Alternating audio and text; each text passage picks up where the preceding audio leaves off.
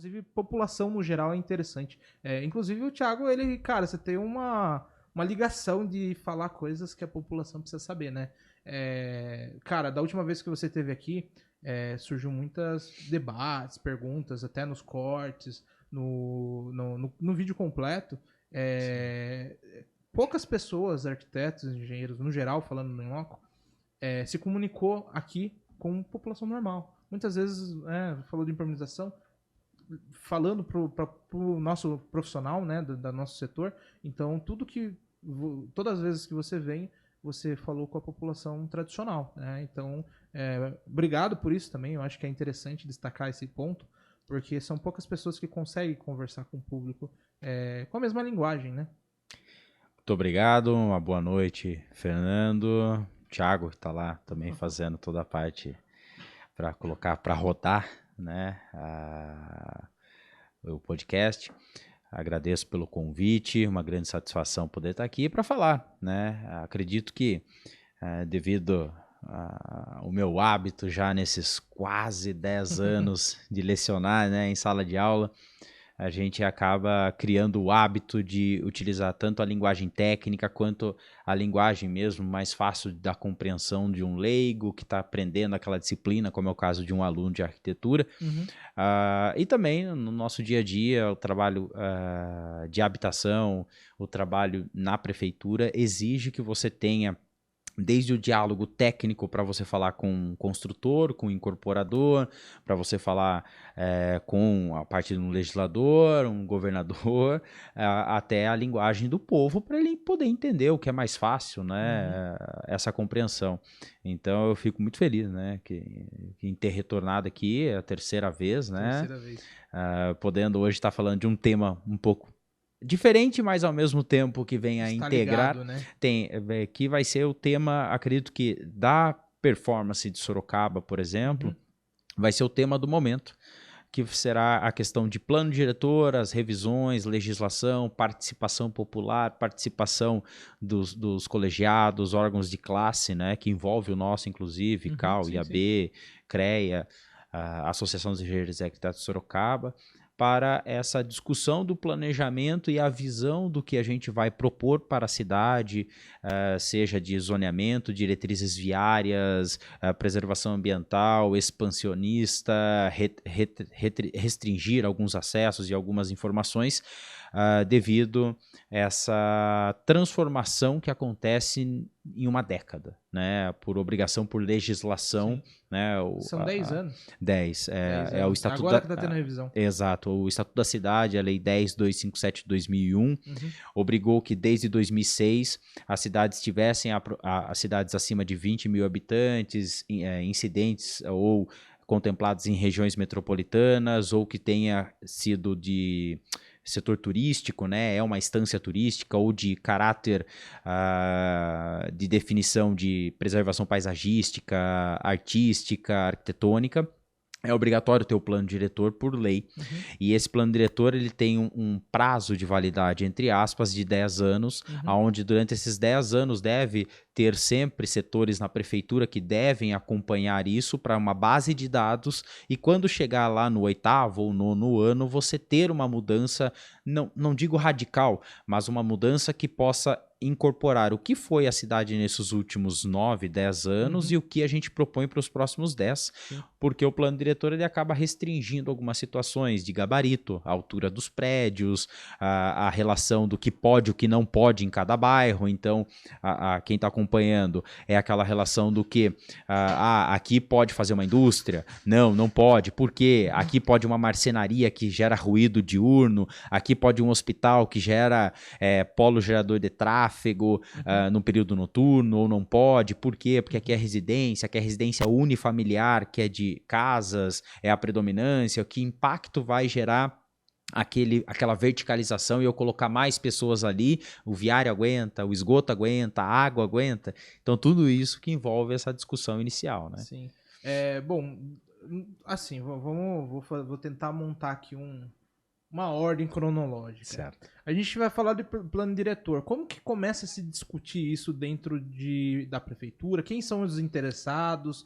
Quem pode debater esse tema? Quem pode contribuir ou fazer com que o plano mude? Como que foi? Nossa, eu não sei se é muita pergunta. Não, ótimo. Na verdade, tudo vem casar com essa transformação de cidade. Uma discussão de plano diretor, na verdade, muitas vezes ela é um pouco compulsória, né, obrigatória nesse prazo de 10 anos. Então, imagina que o plano diretor vigente de Sorocaba é de 2014. Significa o quê? Que em 2024, obrigatoriamente por lei, ele tem que estar aprovado na Câmara de Vereadores e sancionado pelo prefeito para entrar em vigor. Então, no caso, naquele ele tem ano. que ser discutido antes para na data estar em vigor. Exatamente. Por quê? Por lei também é obrigatório que tenha ao menos, pelo menos, 3 audiências públicas de participação popular, só 3 obrigatórias. É muito pouco. Para discutir 10 anos, os próximos 10 anos. Com certeza. Então, por isso que o mundo ideal e o como deveria ser é um acompanhamento constante para que essas possibilidades de audiência pública, participação popular, você sempre tenha, pelo menos a cada ano, vamos imaginar assim, se desde 2014 você tivesse um acompanhamento em 2015 para captar as ideias, em 2016 poderia ser um workshop, por exemplo, de participação das entidades, em 2017 uma de universidades. Então, se você viesse uma coletagem de dados, né, uma coleta de dados nesses últimos anos, não acumulava muito. O que sempre acontece é a prefeitura, todas as prefeituras, podemos dizer assim, tem um número de servidores restrito. Então fica muito difícil para o servidor, para o funcionário público, ele mesmo tocar a revisão do plano diretor. Então muitas vezes o que acontece é você contratar uma empresa via licitação, concorrência pública, para que essa empresa auxilie na revisão do plano diretor e junto com a prefeitura, junto com a Secretaria de Planejamento, Secretaria de Urbanismo, Secretaria de Habitação, Meio Ambiente, Mobilidade, Transporte, saneamento, junte esses dados e essa empresa ela vai compilar esses dados e ela vai planejar as audiências públicas, que é o mais difícil. Tipo uma consultoria ali do que foi captado. Tanto que a maioria das vezes do que eu pude acompanhar é a contratação exatamente de uma consultoria, até para a produção de mapas e captação desses dados soltos de tabela para mapear isso, quanto para produzir dados que vão dar as diretrizes que a prefeitura vai organizar para os próximos 10 anos. Então, esse é o planejamento inicial que acontece. Participação, quem pode participar? Todo mundo pode participar. O problema é que a gente estava discutindo nos bastidores, ainda eu posso chamar assim, de maneira bem grotesca de chamar, mas a questão da discussão e do brasileiro, o conhecimento de urbanismo ou do básico do que é entender-se planejamento urbano é muito pobre, ele não é muito aplicado nas escolas, ele não é aplicado no crescimento e desenvolvimento, não é aplicado. Não tem um valor social muitas vezes, apesar de na prática ser importante. Exatamente, porque na verdade o que se discute ali muitas vezes em 3 audiências é o que vai reger o futuro durante 10 anos, seja do incorporador imobiliário, seja do corretor de imóveis, seja daquele morador da periferia, seja, e isso vai ser importante porque eu vou fazer a ponte com a habitação, que é o que a gente vai discutir, a moradia social. Segura aí. Seja na discussão de questões para você comprar o seu terreno, facilitação para você conseguir construir sua casa, para você ter uma moradia digna. Nossa, o plano diretor interfere nisso? Sim, né? E eu posso provar isso, que o de 2014 em Sorocaba, ele foi um plano que eu gosto de falar, um plano elitista, que na verdade ele foi restrito em algumas situações e dificultou o acesso à terra urbanizada e o acesso à moradia de famílias de baixa renda. Caramba. Sim. Ele criou barreiras, no caso. Muito, muito. E por questões muito simples, né, que quando a gente puder falar de habitação, aí eu vou citar esse gancho com o plano diretor para entender a importância disso, né? O porquê que o plano diretor muitas vezes ele restringe o acesso e a gente conseguir ter uma cidade melhor, né? Então essa discussão é importante. Uma questão que eu gostaria de tirar dúvida. O responsável por esse né, ditar o ritmo desse plano diretor dos próximos 10 anos é o prefeito atual, a prefeitura atual. Vamos dizer que sim, Não a gestão a atual. gestão atual. Exatamente. Tá. Na situação, assim, essa questão que a gente falou de consultoria é o melhor modelo ou você acha que existiria um modelo assim? Vamos pensar numa questão Sim. utópica, talvez, que Tá. daqui 30 anos dê para fazer. Beleza. Qual que seria o melhor modelo, O talvez? melhor modelo fantástico seria se a gente tivesse um setor específico dentro da prefeitura, dentro de uma secretaria específica, vamos dizer, de urbanismo e planejamento urbano e obras, não sei. Que dentro lá você tivesse um hall de profissionais, advogados, arquitetos, engenheiros, e mais outros servidores que vão trabalhar somente coleta de dados, tratamento de dados e colocando isso em prática, às vezes com geoprocessamento, que faz todo o mapeamento e gestão das infraestruturas, né? Por quê? Seria importante se você tivesse um setor desse que fizesse uma comunicação. Secretaria de Saúde, como que está aí a demanda no PA do Júlio de Mesquita? Tá assim. Quantos médicos vocês têm?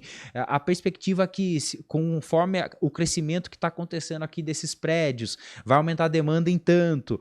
Vocês teriam que expandir ou tem que construir um outro? Então, se você tivesse esse acompanhamento diário, você não precisaria de uma consultoria. Uma questão que eu vejo muito, ouvia, né? Agora eu não tenho visto tanto, é que se faltava dados. Toda prefeitura reclama de dados.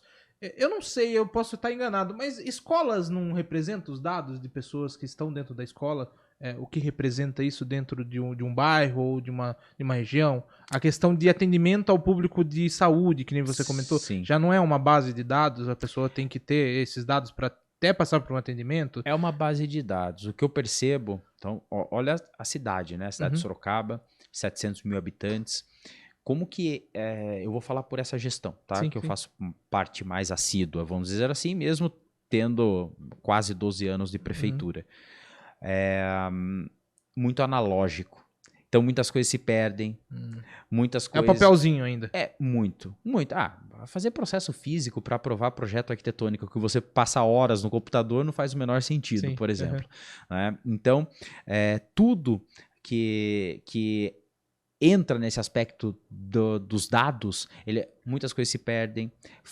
Troca de pessoas, troca de chefia, troca de funcionários, troca de governo, e tudo isso ou se perde, ou se conflita, ou se confunde, não segue uma padronização, não tem uma cartilha, não tem um padrão. Então, muitas vezes, os dados eles são incongruentes, não condizem com a realidade. Óbvio, tem bastante informação? Tem bastante informação. É que muitas vezes eles não estão tabulados, eles não estão realmente organizados.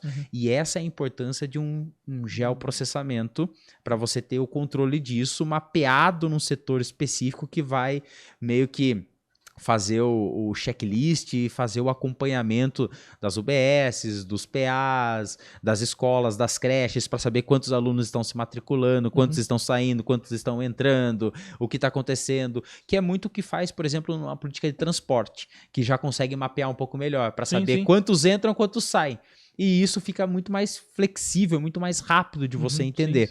Então, por exemplo, se você pega Buenos Aires. Buenos Aires tem um setor específico de controle de mobilidade, onde você tem telões que você controla como estar de imediato, se precisar uma intervenção imediata, as coisas mais simples do dia a dia. Queimou um semáforo, tá dando problema, já resolve, já vai lá, já acerta.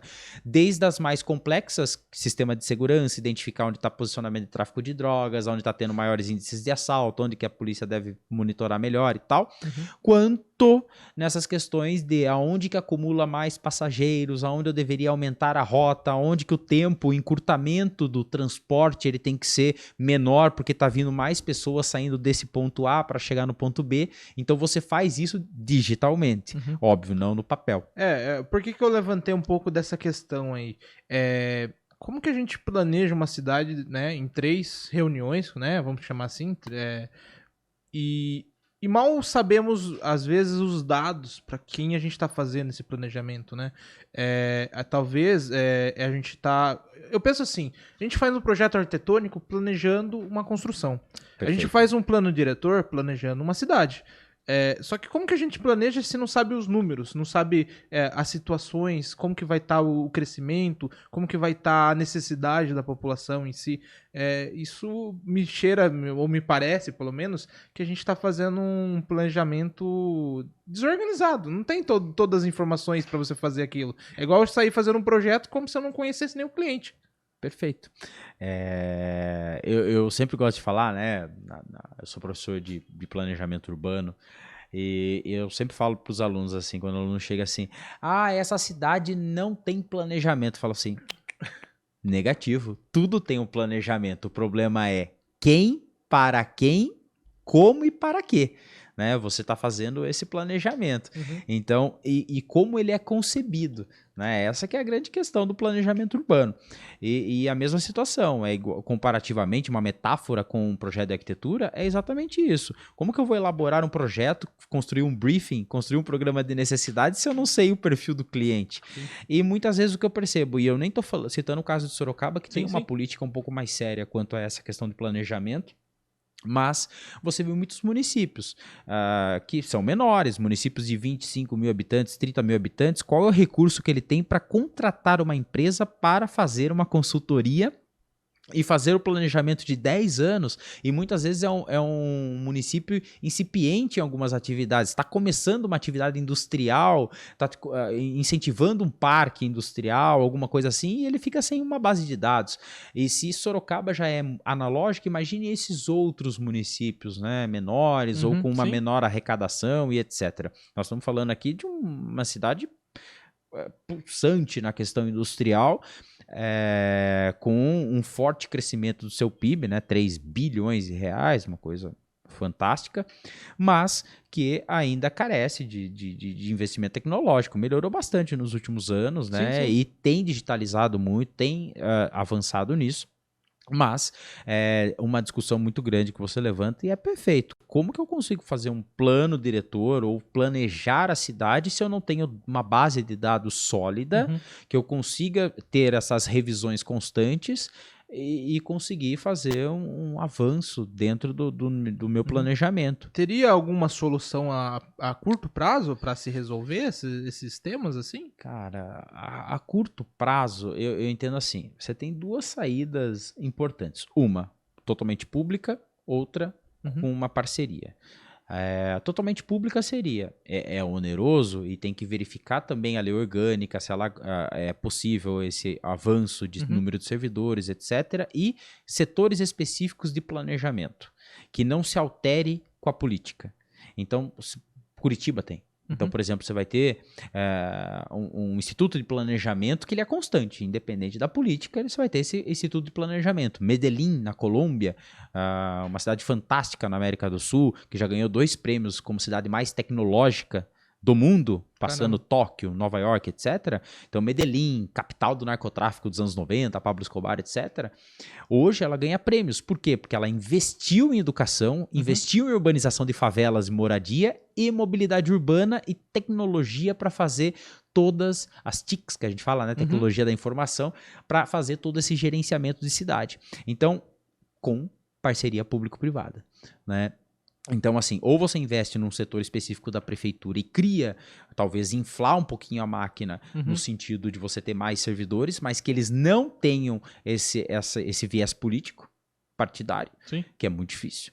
Ou você faz exatamente um instituto, um planejamento que crie algo em conjunto. Universidades, entidades de classe e, lógico, né, a participação pública, política, que é essa tripartite, vamos dizer assim, que vão fazer constantemente o gerenciamento. E aí você vai ter sempre reuniões periódicas, tendo realmente um núcleo que vai fazer esse planejamento. Aí ele não se desfaz. Eu vejo que essa questão de digitalização, ela é um caminho sem volta.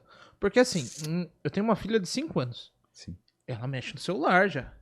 Eu acho que ela não escreve, pra você ter uma ideia, mas ela mexe no celular. Perfeito. Então, assim, eu acho que, cara, se não for esse caminho, A gente vai continuar no papelzinho? Vai continuar em não ter informações? Sim. Cara, eu acho que tem muita coisa que a digitalização ela resolve. Por exemplo, o paciente ali. A gente tendo uma ficha tudo digitalizada, talvez o tratamento seja mais eficiente. Com né? certeza. Não né? só isso, todo o restante, né? E ligando isso com o planejamento urbano, tendo mais dados, a gente sabe para onde vai, a gente sabe o que dá para fazer, né? Sim, é aquele insight imediato, né? Você falando isso, corroborando com a sua pergunta anterior. Medidas emergenciais, pontuais e imediatas para começar a mudar isso. Por que não, em cada setor fundamental da vida humana, você ter um núcleo gestor? Então imagina que dentro da saúde, você vai ter engenheiros, arquitetos, advogados, que vão estar coletando esses dados, fazendo o tratamento de dados. Na habitação, na mobilidade, no transporte, no saneamento, no meio ambiente, para levar esses dados aqui e alimentar um sistema. Eu sempre falo assim, que quando as cidades aprenderem a usar o sistema de geoprocessamento, né, para você gerenciar uma cidade aonde você sabe aonde estão os principais pontos e focos de dengue, então você sabe que é ali que você vai ter que atuar antes do problema acontecer, porque você já tem uma base de dados que mostra esse gráfico, assim como você vai poder mostrar o que está acontecendo naquela UBS, o que está acontecendo naquela escola, o que está acontecendo naqueles pontos principais onde a polícia tem desmantelado problemas de tráfico de drogas. Então, por que ali? O que está acontecendo? Porque você vai puxando uma base de dados. Então, se cada setor da prefeitura, se cada setor das prefeituras e até do governo dos estados tivesse essa articulação dentro, não ficar somente fazendo o beabá do dia a dia, que a gente fala apagar o incêndio. O apagar incêndio é importante, porque eu não tenho um problema. Se você chegar com um problema para eu solucionar, é um incêndio seu. Sim. Eu tenho que te dar um auxílio, mas isso não pode interferir no meu planejamento macro. Então, se eu estou na linha de frente resolvendo o seu problema imediato, alguém na linha de trás tem que estar fazendo o planejamento. O problema é que quem atende a linha de frente tem que atender o planejamento. E isso é conflitante constantemente. Não tem como você pensar 10, 20, 50 anos para frente se você está resolvendo o problema pontual da pessoa aqui. Então isso é algo, né, um insight agora, que isso poderia ser uma solução emergencial que já começaria a ter uma solução, que em cada setor dentro da esfera pública você tivesse profissionais específicos que vão gerir os dados, planilhar isso, colocar em softwares de conjunto planejamento, né, como geoprocessamento, para que você tenha uma visão melhor do contexto urbano. Um gerenciamento de dados. Exato. Né? É fundamental. Então, assim, o que me remete às situações, né? A gente, no final das contas, fica correndo atrás para atender uma demanda que já existia talvez há 10 anos a mais, né? Perfeito. Ela está 10 anos atrasada do que deveria. Sempre em defasagem. Uma coisa que eu ia perguntar, a gente fez o plano diretor aqui, vai durar 10 anos. É imutável? Não dá para alterar nada nos próximos 10 anos? Excelente pergunta, porque isso vem muito e essa é a preocupação e a necessidade de uma participação popular de todas as esferas. Eu trabalho, a minha política de trabalho desde que eu entrei na prefeitura sempre foi com pessoas de baixa renda, pessoas carentes, seja de favela, seja de núcleos irregulares, seja de construções insalubres, e você cria uma esfera de aproximação com esse perfil, mas nunca deixando de lado a outra esfera. A empregabilidade, o empresário que gera emprego, o pagador de impostos. São duas pontes. Sempre. Ou mais tem pontes, que sempre. Né? Quando você parte só de um lado, como Sim. a gente vê militâncias, etc., só de um lado, vai ser conflituoso e você nunca vai solucionar o problema. Então, pensando nessa estruturação, né, de ter vários atores envolvidos dentro, desde do mais popular até o mais rico do conhecimento, seja monetário, né, de dinheiro, per capita, etc. Você tem que envolver nessa transformação de cidade. Então, acredito que você trazer isso para um cenário, né, você aproximar né, esse diálogo, esse discurso do que você está fazendo, mesmo eu que sempre trabalhei com esse público mais vulnerável, podemos dizer assim, eu tenho que ter um olhar para o outro lado. Sim. O que o plano diretor, ele atua aqui na política social, na política habitacional, na política de combate às drogas, na política de combate à falta de saneamento, mas o que também ele traz para o investidor privado vantagens, melhorias para que esse investidor privado ele não prefira a cidade A, a cidade B, o vizinho, mudar de estado, porque você tem mais vantagens no sentido. Ninguém pode ser hipócrita e achar que ninguém quer ter lucro. É óbvio. Desde o mais carente ao mais rico quer ter lucro. É óbvio. Sim. É que ele gera investimento, ele trabalha na casa dos milhões, ele vai fazer um aporte milionário de investimento para fazer um loteamento, condomínio, para fazer todo um trabalho dentro da cidade de construção civil, e o outro vai ser o que vai absorver isso. Só que para ele ter o lucro, isso aqui tem que estar acessível. Sim. Isso aqui, a cidade tem que permitir isso e o plano diretor tem que permitir isso. No final das contas, não é criar barreira de um lado, é auxiliar que todo mundo se desenvolva. Exatamente. No meu ponto de vista, quando fala plano diretor, é um plano de desenvolvimento. No meu ponto de vista. Essa é a ideia. Porque assim, eu não vejo uma cidade estagnada. Ou ela... Porque assim, eu também falo que o ser humano, ele, ao mesmo potencial que ele tem de crescimento, ele tem de autodestruição. Então, Perfeito. quando ele não tá se desenvolvendo, ele tá se autodestruindo. No meu ponto de vista. Eu não vejo as pessoas estagnadas. Porque até se eu tiver aqui parado não fazer nada, eu tô destruindo o podcast. As pessoas é a mesma coisa. Você tá lá sem trabalhar, sem nada, você tá destruindo o seu futuro, né? Então eu vejo o plano diretor como isso. Ou a gente constrói um futuro melhor para uma cidade, ou a gente destrói. Sim. Pegando até o gancho que você falou, né? Dá para fazer em 10 anos? Quanto tempo eu posso mudar? É fácil, não é fácil? Eu vou só retomando o raciocínio, que atua nessas duas frentes.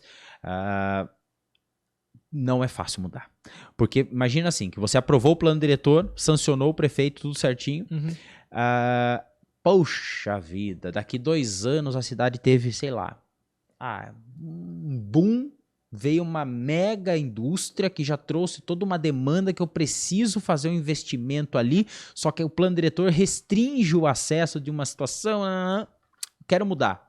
Você vai ter que fazer as 3 audiências públicas, você vai ter que fazer e vai ter que aprovar de novo, vai ter que sancionar de novo. Cada alteração do plano diretor exige isso.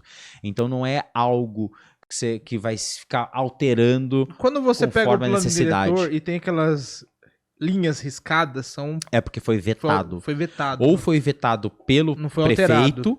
ou foi vetado pelo prefeito, ou criou-se uma discussão e teve uma aprovação para vetar aquele item. Entendi. Então, o prefeito em si, ele pode vetar alguma situação. Sim, porque na verdade a proposta é do executivo, do prefeito, vamos dizer assim. Sim. Vai para o legislativo, para os vereadores, que eles podem acatar 100%, mas é muito difícil, ou pode vir com algumas emendas, pode vir com algumas situações de alteração. E quando vem essa alteração, também é aprovado. E aí o prefeito recebe, vamos dizer assim, aquela colcha de retalhos, analisa e aí fala assim, isso aqui não dá, isso aqui vai prejudicar, então vetado. Então pode ter vetado parcialmente, vetado totalmente ou aprovado totalmente. Né? Então tem essa possibilidade também de acontecer. Então isso...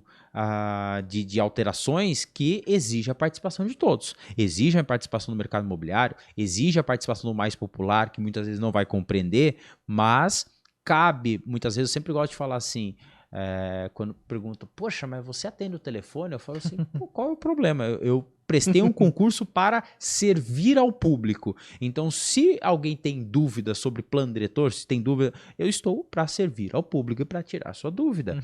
Então, eu tenho que ter esse conhecimento técnico, mas eu tenho que saber propagar isso. O problema é quando fica muito preso e a ideia do plano diretor é o desenvolvimento. Exatamente, não o crescimento. Muitas vezes se confunde essas palavras. Desenvolvimento vem exatamente da questão biológica, né? O desenvolvimento do gêmeo, o desenvolvimento daquela planta. Então, O desenvolvimento é o que se busca, né? Você analisando todas as esferas, empregabilidade, saúde, segurança, educação, mobilidade, habitação e tudo isso interferindo na vida que muda. Cada pessoa tem um pensamento e a cidade ela é mutável constantemente, né? Um erro, né? Você é arquiteto também, um erro do urbanismo modernista foi pensar na máquina de morar e pensar em tratar todos de uma maneira quadrada, de um planejamento físico territorial que, olha, aqui todo mundo trabalha, aqui todo mundo estuda, aqui é onde vão ter os equipamentos públicos, aqui é onde vai ter o aeroporto, aqui é onde você vai morar. E tudo separado, cheio de avenidas, grandes vias, pensando numa cidade de um tamanho assim. Não pensou que... peraí, mas o Fernando, ele acredita que morar numa casa de 200 metros quadrados é pequeno. Eu, morando num apartamento de 60 metros quadrados, acho lindo, excelente. Então, assim, isso que o urbanismo modernista não pegou é exatamente a dificuldade quando você fala de plano diretor e planejamento urbano. Não existe, até dentro da história do urbanismo, né? Teve a Vila Radiosa, né? De você chegar no modelo ideal. Cheguei na arquitetura ideal. Ideal para quem? Cheguei na cidade ideal. Ideal para quem? Né? Para quem é a cidade ideal? Né? Para mim, que sou o planejador, estou na estrutura física da prefeitura, que já tenho minha habitação, que moro numa área de saneamento, que tenho meu carro particular, então não dependo de transporte coletivo, então eu vou projetar qualquer coisa para o transporte coletivo. Será que é isso que a população quer ou ela quer algo participativo? A verdade não é só de uma pessoa, né? Perfeito. Né? Nunca vai saber aí só. É um ponto que também é só uma reflexão, que talvez eu possa estar errado. Nada que eu diga. Eu não sou especialista, mas eu penso também, né? Claro. Eu acho que a população como um todo, ela não está preocupada em pensar no próximo, muitas vezes. Ela pensa na casa, que nem na casa, no carro dela, no trabalho dela, né? Até inclusive, muitas vezes a pessoa entra no emprego ou não pela distância. Ah, não, para mim é muito longe. Eu não vejo muito, não sei também se é papel da população pensar como uma cidade, né? Eles pensam muito no micro, minha casa, minha vida, e assim vai. Será que se a população pensasse, tivesse mais atuante, talvez nessas reuniões que iam decidir o plano diretor, talvez a gente não teria um outro posicionamento de cidade? Sim, e interfere diretamente no que você levantou perfeitamente, a individualidade. Eu vou para participar, mas eu vou pensando na coletividade ou eu vou na individualidade? Eu tive um professor no mestrado, que é filósofo, doutor em filosofia, que em uma das disciplinas de reflexão exatamente sobre o contexto de cidade, sobre a formação do ser humano e tal, ele falou assim que para a filosofia, em alguns pontos, o ser humano ele é individualista desde da sua nascença, do seu cerne, do seu desenvolvimento, né? E a gente só vive em coletividade por próprio interesse individual. Então, é aquela condição. Por isso que a gente fala em líder, né? Exatamente. Por isso que a gente sempre vai estar nesse perfil da individualidade. Porém, se colocarmos o dedo na consciência e pensarmos assim, para eu me sair bem na individualidade, eu preciso de um coletivo produtivo e muito bom, né? Então eu vou pensar em mim, mas não é na minha rua, na minha lombada, no buraco da minha casa ou no meu transporte individual. Mas se tiver um transporte coletivo bom, o meu individual vai ficar melhor ainda. Se tiver uma cidade arborizada, com parques integrados, o meu sistema respiratório é melhor, eu economizo mais com remédio médico, sobra mais dinheiro e investimento para eu fazer outras coisas.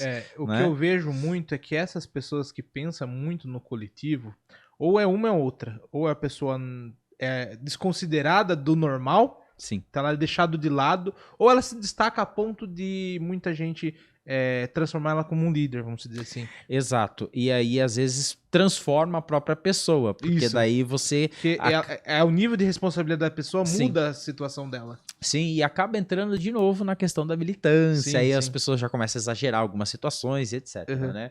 Então, é isso que a participação e o planejamento urbano, eles exigem o conhecimento técnico, mas também do saber como está a cidade como um todo. Porque como técnico eu tenho, às vezes, entre aspas, que fala em Sorocaba, o caminho da roça, né? Que eu saio de casa, sei lá, vou na academia, da academia, vou pro trabalho, do trabalho, vou pra universidade, da universidade e volto para casa. E aí você sempre fica permeando pelos mesmos locais. Aí vou comer um restaurante fora ou vou num parque fora num final de semana.